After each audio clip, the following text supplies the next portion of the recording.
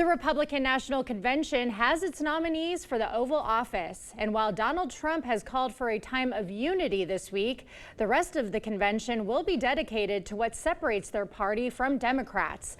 News 8 Now's Ken Kowzarowski is live in Milwaukee with more on whether partisan messaging could take on a new tone. Good evening, Emily. We have heard Wisconsin lawmakers echo Trump's call for unity at this time, but what does unity actually mean in our political system? Well, from those we've talked to, it means rallying completely behind Donald Trump to lead America forward for the next 4 years.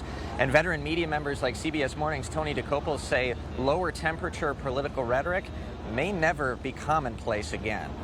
How do you avoid getting back into that crouch and carrying out politics as usual? The big question Tony DeCopel and hundreds more are asking politicians after calls for unity right before the RNC. Because normally, political rhetoric divides. The Democrat Party does not want to have a win during a Republican Congress, and that's reprehensible. DeCopel says it's a reliable formula of negative partisanship that drives voters to the polls. It's telling your folks that the other folks are the enemy, are the worst, are a threat. And while some non-politicians have brought some new voices to Trump's convention, President Trump is a candidate who is not afraid of hearing from new, loud, and often critical voices. The partisan political rhetoric isn't hard to find. Today's Democrat agenda, their policies, are a clear and present danger to America. My Democrat colleagues, they want to focus on personalities rather than policy.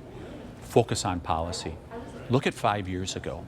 We had a strong America. For the party at the podium, it's essential messaging. Open borders, 40-year high inflation at dollars now worth 83 cents, a war on fossil fuels, the weakness, encouraging our adversaries, it's destroying this country. I'll stand by that. We have to run on those truths, those realities. And for DeCopel, it means bridging partisan divide and cooling the temperature could take a while.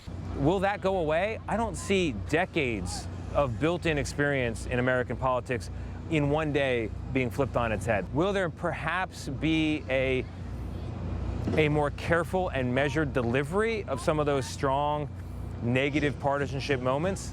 Possibly. We can hope. Don't count on it.